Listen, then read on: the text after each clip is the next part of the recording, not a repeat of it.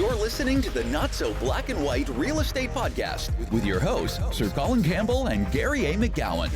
Hello. It's Sir Colin Campbell here and Gary A. McGowan, and you're tuned into the Not So Black and White Real Estate Podcast.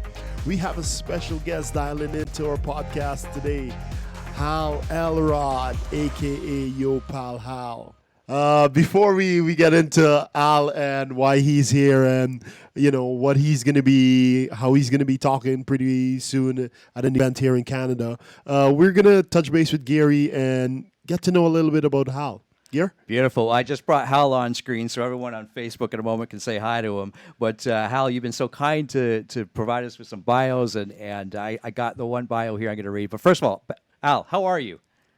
I'm doing well, and I'm grateful to be talking to you guys today. Awesome. Okay, we got lots of questions for you, but here's a little background of Hal, and I know we're going to dive into some pretty cool stuff here in a moment. But here's Hal's bio. After surviving multiple near-death experiences and impacting millions of lives through his books, Hal Elrod is now on a mission to elevate the consciousness of humanity, one person at a time. As the best-selling author of one of the highest-rated books in the world, The Miracle Morning, which has been translated into 34 languages, sold over 1 million copies. 2 million now. 2 million, that's right. 2 million copies, that's right. Thank you, Colin. Thank you. Yeah, he's got my back, Hal. He's got your back, too. And practiced daily by over 500,000. I'm sure that number goes up by the day. 500,000 people around the world. He is doing exactly that.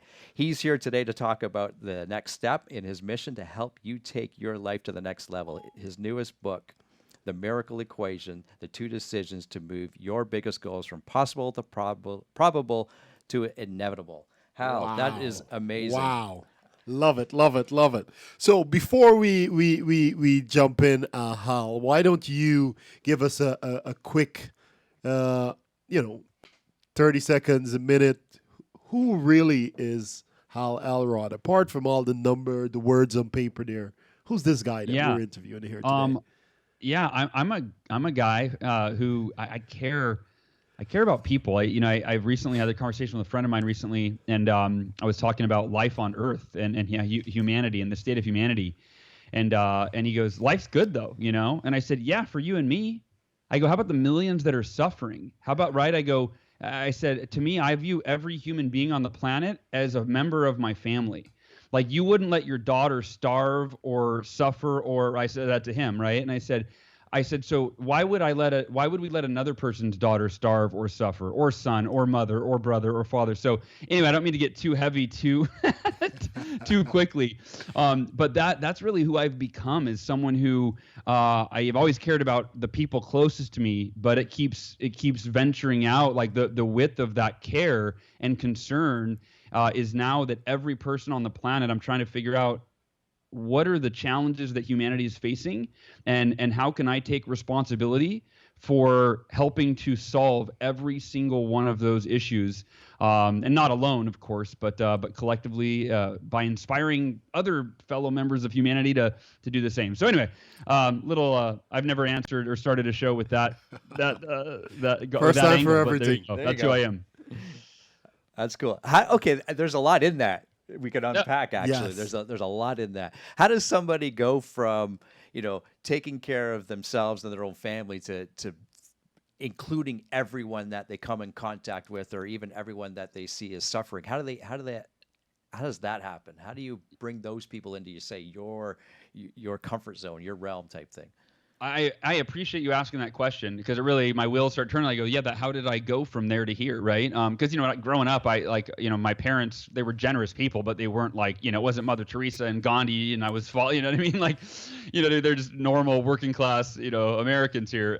So for me, I think that we care about what we're exposed to, right? So we care about what we're exposed to. So if you see homeless people on the street, well, then you might start to care about that, right? If you start to really be present to their condition, and you might care about that. If you don't ever see homeless individuals on the street, then you probably have no thought or concern or care about them. So what's happened, and same thing when you're a young kid, the thought of caring about or let's say you're a teenager, the thought of caring about young children, unless you have a little brother or sister or something, you probably don't care much. They're annoying kids. But then when you have your own kids and you're with them every day and you're present to that, right now, all of a sudden your care grows. So I think it's innate in our human nature to care about other human beings. However, we really only care about the human beings that we're exposed to. Right. And of course, that starts with ourselves, because that's the one we look at the mirror every day. So most people are pretty self-centered. And, I am too. I care about myself. And you look in the mirror and you want to take care of that guy or that gal. Right. And then it branches out to the family and so on and so forth. So what's happened for me, when I was 20 years old, I was hit head on by a drunk driver in a head-on car collision at 80 miles an hour, found dead at the scene, died for 6 minutes, in a coma for 6 days, came out of the coma and was told I would never walk again. And that was a real pivotal moment in my life, or really not a moment, but a time in my life where I was questioning, like, I almost died. I did die. I died. Like, why did I die? Why did this happen to me? And most people, I think, ask that from a kind of a victim mentality. Why did this happen to me? I don't deserve this. I'm a good person. Well, for me, I was like, what am I supposed to do with this? Like, how can I use this adversity to help myself, help other people? And that was, at age 20, it was the idea was I felt compelled. I have a responsibility to overcome this in the most positive, productive, meaningful way possible, so I can help others do the same. So that was kind of the start of it. And then you fast forward, that was 20 years ago. Really, in the last year, I've started really studying documentaries on what the conditions are of different parts of the world. And so, I mean, that really is the short answer, is that what I just said, which is the way I've started to care about all of humanity is I've exposed myself to all of humanity, and Googling what are the main issues society faces, and then watching documentaries and going on YouTube and watching other people in other countries, and then getting really quiet and present to those, and realizing that's another human being. When they're starving, it hurts just as bad as if I'm starving or if my child is starving, right? And so anyway, so that's really it. It's simply, instead of ignoring, I think most of us are like, we watch the news and, oh, that's horrible what's happening in other countries. Click, oh, I love this show. Yeah. Right? And for me, I go, that's horrible what's happening in other countries, and then I keep watching, and then I keep watching, and then I go down the rabbit hole and I watch another video or another documentary on that same topic, and I get really present to that. And then I ask myself, what could I do about that? What could humanity do about that? If I were to rally other people, how could we potentially change that so that those, thousands or millions of people don't have to suffer, So yeah, I mean, we have all the resources available to us to cure just about, most of, starvation, for example. I think it's like 646. I could be wrong, but it's roughly 600 and plus. I think that's just children that die a day of starvation. I think between the three of us, we could probably solve that problem. You know what I mean? Like, you do the math. Yeah. A few bucks a day to eat some food that'll at least sustain you. And literally the three of us, if we allocated part of our income, could solve that, right? So anyway, so that's it. I think part of it, number one, is being exposed to it. And then number two is realizing that we responsibility for each other, and I think those two things go hand in hand. Wow. Like, there's so much that was mentioned there, and that is just brilliant. What I want to know, Hal, because you've not had one, not two, maybe three. I think I heard or read before, it was 3 near-death experience where you died, like you rightfully said, you died for a few minutes, and that was 20 years ago. How does one go from that experience where you'll never walk again, you'll never do this, you'll never do that, to now, I'm going to go and change the world 20 years later. I'm going to make a difference. When all is said and done, I must have a huge imprint on this earth. Fill in the gap there for me. Yeah. So again, it's in phases, right? It's not where you just wake up one. Every day. When I was 20, when I was in the car accident, I had a sales job, and I was just working to make money to do fun stuff and be cool and buy a cool car, and you know what I mean, right? Like, it was all very selfish aspirations, and I don't even judge that as good or bad, but that's just what it is. Just is. Yeah. So I think that it starts.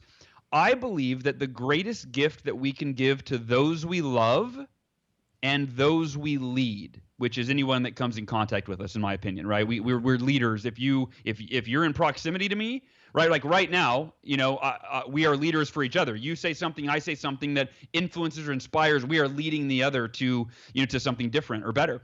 So I think the greatest gift that we can give to those we love and those we lead is to fulfill our potential so that we can help them to fulfill theirs. Right? Because only when we're fulfilling our potential can we really, we can't give what we don't have. Yeah. Right? You can't say, well, hey, I read in a book that if you do this, you can, have what you want in life. It's like, well, but you don't have it. Well, you don't really know how to help somebody else get what you don't yet have yourself. And so, so I think it starts with, that's how that, by the way, the slide that I end my keynote with is that quote. It's a picture of me with cancer 2 years ago. I weighed 100, I'm 6 feet tall. I weighed 127 pounds. I didn't have a hair on my head. And my 7-year-old daughter and my 4-year-old son were next to me, and my wife, I won't tell you her age, but and that quote is on the screen, that the greatest gift you can give to those you love and those you lead is to fulfill your potential so you can help others do the same. And so that to me is the starting place, is that, look, you don't need to change the world. You just need to change your world so that you can help those you love and those you lead change their world. And once you do that, I think it's kind of addicting. I think it, in a really positive way, where you go, wow, I can make a difference. First, in your own life, right? You got to put your oxygen mask on first, as the adage goes. First, in your own life, you're like, wow, I changed my own life. And for me, when I overcame the car accident and such this, they said I would never walk again. 3 weeks later, I took my first step, and I went on. I mean, the rest is kind of history, as they say. And I felt a sense of responsibility to help other people overcome their adversity the way that I had overcome mine, whether it was financial adversity or, relationship challenge. It didn't matter, because it was the principles of dealing with adversity that were universal. And so I felt like I, as a fellow human being, I have a responsibility to share what I've learned with other people. And the Miracle Morning, it was the same thing. I created a morning ritual that radically changed my life in 2008 when the economy crashed. And I turned my life around in a matter of months. And it felt like a miracle. And I told my wife, this morning routine I started doing, it's changed my life. I doubled my income. All these amazing things. And I go, it feels like a miracle. She goes, it's your miracle morning. Huh. It wasn't a book idea. Like, it was just, but I go, yeah, I have to share this with other people. So I think, to answer your question, it really is, it starts with fulfilling our potential, like proving to yourself that you are just as worthy, deserving, and capable of everything and anything that any other person's ever accomplished or overcome. You're a human being with limitless potential. You have just the same within you. And then once you start working on yourself, then you start looking at those that are closest to you and you start helping them. To me, that's what being a great friend is, helping bring out the best in another person, right? It's not just having fun with somebody and watching TV and mindless, it's actually, hey, what do you want, friend? How can I be the person? How can I be a person in your life that can help bring that out of you, that can help hold you accountable to that can inspire you, that can push you, that can pull you, that can support you and encourage you in becoming who you need to be to create everything you want for your life. And so you start on a small scale with yourself and then those closest to you, and then it just starts to branch out, and then you go, how can I do it? First, you handle yourself, then your family, then your neighborhood, then your community, then your city, you know what I mean, right? On and on. And for me, it's changing the world. It's only because I've reached a point where my book is reaching millions of people in all these languages that I can think at that level. Like, I didn't think this way until I had this opportunity or this platform to reach people. And then I started to go, okay, I was changing the lives of, at one point it was everyone in my company. I would speak on conference calls. I would lead them for free every week. I would do a Sunday call nationally to just help people. I wasn't getting paid for it. There was no incentive other than I know things and I have experience that can really help other people. Who the hell, how could I keep that to myself? How selfish, to me that's wrong. And that's my opinion. I'm not trying to project it on anybody and say you have to think the way I think. But I'm just right to answer your question. It started out with me and my circle of influence, and then as that circle of influence grew, my desire to help others grew, and it went from, and now it is, how can I reach 1 billion lives? That's it. I'm trying to impact 1 billion people. And it used to be 1 million. And I thought that was a pipe dream. I'm like, I'm never going to reach 1 million people, but might as well go for it. Why not? And then we reached 1 million, and then we reached 2 million. And so now 1 billion is still, 998 it's a long ways away. Yeah, it's a big number. Yeah, 998 million away. So I got a long way to go, but I got a lifetime to do it. So I love it. course. Well, I love it. And now I'm sure as you've experienced, you have raving fans and people helping that message with you, right? That is the whole momentum that gets behind your message. That's it, and that's what I've realized recently. I feel like I'm being called to form kind of an alliance of conscious individuals or messengers, if you will. Right? There's a lot of authors and speakers and that and podcasters, right? That we're all running our own races.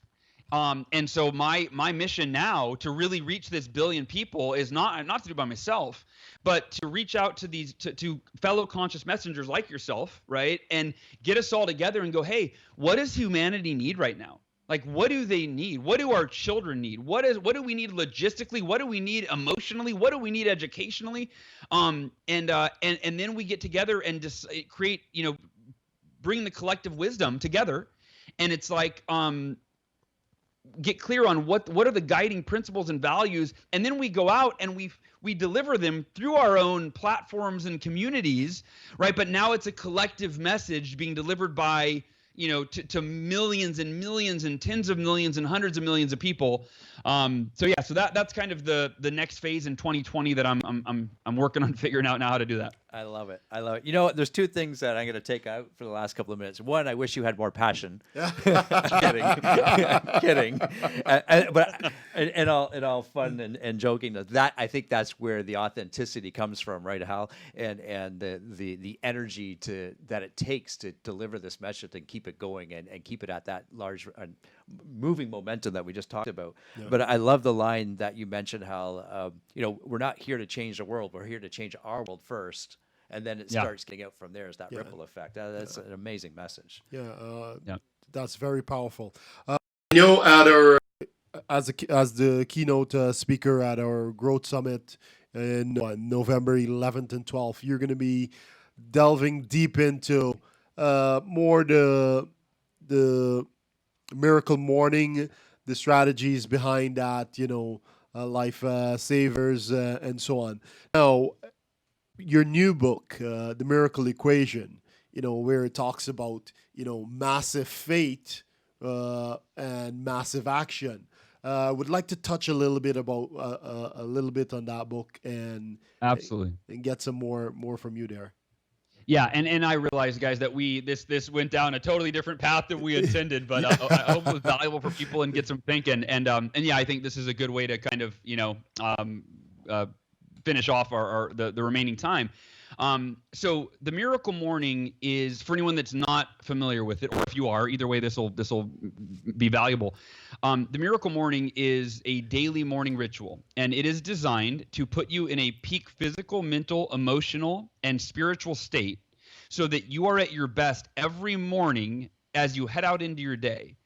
And so the idea is that when you invest time in the morning to put yourself in a peak physical, mental, emotional, and spiritual state, then you are the best version of yourself to serve the roles that you serve, right? So when you do your Miracle Morning, you're a more conscious, aware, and intentional parent. You're a more conscious, aware, and intentional leader.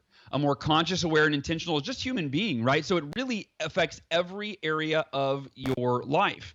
And the Miracle Morning, I would say it's the ultimate morning ritual. And I'll kind of paraphrase Robert Kiyosaki. Robert Kiyosaki interviewed me on Rich Dad Radio. He read the Miracle Morning. So I saw him speak at an event. I'll back it up a little bit. I saw him speak at an event, and I had a copy of my book signed to him. But I'm thinking, I'm feeling insecure. I'm like, he's not going to read. This guy's worth like $80 million. He's sold like 30 million copies of his books. He's not going to read my little self-published book. This was like, 5 years ago or something. It was like about 5 years ago. And then I that little voice, you miss all the shots you don't take, Hal. You might as well give it to him. Who cares if he throws it away? You never know. I gave it to him, and I thought he'll never read it, but I gave it to him. And it had a little note about how his books had changed my life. And 3 weeks later, I got an email from his assistant saying that Robert has read the Miracle Morning 3 times. Wow. And my jaw dropped right there, because I'm like, nice. Did he not get it the first time? He read it 3 times? Like, that's like my mind was blown, because this is like, one of my heroes, one of my favorite authors, at least. And he wants to have you on his Rich Dad Radio podcast. And I was like, oh, this is amazing. And so I went and told my wife. I was like, sweetheart, this is amazing. Robert Kiyosaki, he read the book 3 times. He's going to have me on a show. And she goes, who's Robert Kiyosaki again? I'm like, damn it. No point. Rich Dad, Poor Dad. Come on. Yeah, that's what that deserves. Yeah. But I'll paraphrase what he said at the end of the interview. Cool. And he was basically as passionate as I am right now about stuff. That's how he was about my book. He's telling his listeners, he would literally cut me off and go, everybody, you have to read this book. You have to buy this book. And I'm like, thank you. It's amazing. Yeah. And we get to the end and he said, Hal, and I'm going to paraphrase this, but this is essentially what he said. He said, before the Miracle Morning, because the Miracle Morning is made up of 6 practices that you do in the morning, all 6 steps. Yeah. And he said, before the Miracle Morning, every single one of those practices was, he goes, anybody on the planet that's highly successful, they will attribute their success to at least one of those practices, maybe 2 or 3. He said, I was doing about 3 of them. He said, but I had never met or heard of anyone that was doing all 6 of these every single day. And he said, if you do one of these practices, it will change your life. He said, but when you do all 6, he goes, Hal, I really believe it is a miracle. Like that's why your book is on fire. It's changed my life. He said, because it really creates miracles in your life when you do these 6 practices. And so at the event that I'm going to speak at, right, I wanted to touch on this because we're going to dive into these. I'm going to teach you how to do them in ways that you've probably never heard before for each of them. Even if you read the book, you haven't heard them because the book came out, what are we at? 2000. So 7 years ago. Yeah. A while ago. I've still been doing, I've been learning about these practices, and that's the thing is it's a lifetime to master. I mean, you can continue to learn more about how to implement them, new levels, new strategies, new iterations, etc. So that's the Miracle Morning. I'm going to deliver that at the event. The new book is the follow-up, and here's why these work together. The Miracle Morning is a daily practice for personal development. The Miracle Equation is a process for goal achievement. And here's the difference and why you need both. You can dedicate time every day to your personal development and meditate and journal and read, and you can become the most evolved, intelligent, enlightened person you know, but still let fear hold you back from going after your biggest goals and dreams, fear or self-doubt.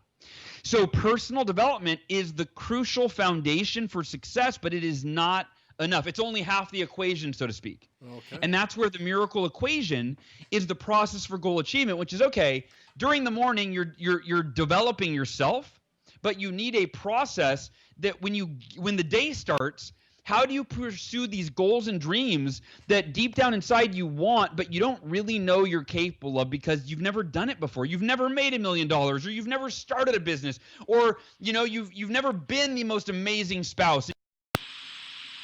Or you need to create the most extraordinary results you can imagine, what I call tangible, measurable miracles. And so the Miracle Equation, I'll sum it up really quickly. It is made up of 2 counterintuitive decisions that are deceptively simple in their explanation, but extremely rare in their execution. And that's what the book is designed to do, not explain them. I'll explain them right now. It's designed to teach you how to systematically execute these 2 decisions over and over again, because if you study the world's most successful people, you'll find that every single one of them, they don't just make these decisions once. These are the way they live their life. They wake up every day and they approach their life with decision number 1, unwavering faith. The faith that they can overcome or accomplish anything and everything that they decide they want to accomplish. Now, that's not human nature. Human nature is, I can accomplish what I've accomplished before. Everything else, I don't really know. I'm not really sure. But if you think about anyone that's accomplished anything extraordinary, by default, it required stepping out on faith because they had never done it before. So the second decision is extraordinary effort. And when I say these 2 decisions are deceptively simple in their explanation, you go, okay, Hal, so unwavering faith, I got to believe in myself, and extraordinary effort, I got to work hard. Thanks. That's so revolutionary. Now I know what to do, right? No, extraordinary effort it's not about working hard. It's not about 60 to 80-hour work weeks. It's not hustling and grinding. It's about intentional, intelligent, and strategic systematic effort. So if I were to define extraordinary effort, it is this: consistency or consistent effort over an extended period of time. And that's easier said than done. Most of us try something, and when it's hot, it's new, it's fresh, we're infatuated, we're excited, we'll work hard. Then we get bored, we get distracted, and we shift gears and chase another squirrel, and that thing falls to the wayside, or we don't see results as fast as we want. So the miracle equation is about, because imagine this.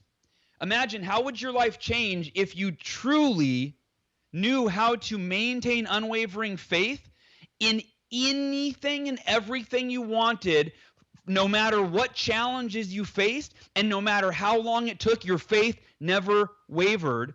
And imagine if you knew how to get yourself to put forth extraordinary effort each and every day for as long as it took until you achieved the most extraordinary results that you've ever achieved in your life, right? So you go, well, yeah, they're easy to understand, but they're not so easy to do. And that's what the miracle equation is designed to do. And it's only been out for less than 6 months. I'm getting emails from people saying that, was specifically like this gal, Miranda Martin, she overcame this debilitating health challenge. The doctor said there was no way. She applied the miracle equation, the mantras that I teach in the book.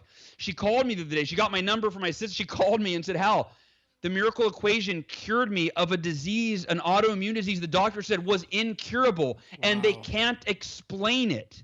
They don't understand it. She goes, it works. And I was almost in tears. I'm like, all right. Well, we're sorry. We just had some little technical difficulties. It seems like you're having trouble with the word as well. That's right. That's right. We lost Hal. But we just want to say a huge thank you for having him on the podcast. And such, I think at the beginning, Colin, you asked him one question that we thought was a minute answer, and it went 10 minutes. Like, the guy's just filled with passion, and you can tell, you can just tell that he believes so much and what he has his to say. cause and what he's doing, absolutely.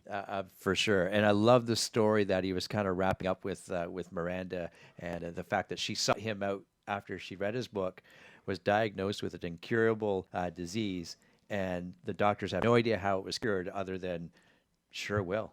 Well, and that is the power of faith, right?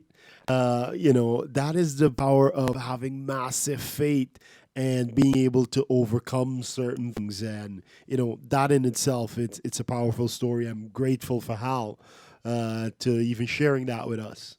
Yeah, it is real. I love, and I mentioned it earlier in the podcast, how, we're not here to change the world. You got to start small. You got to change your world first. Yeah.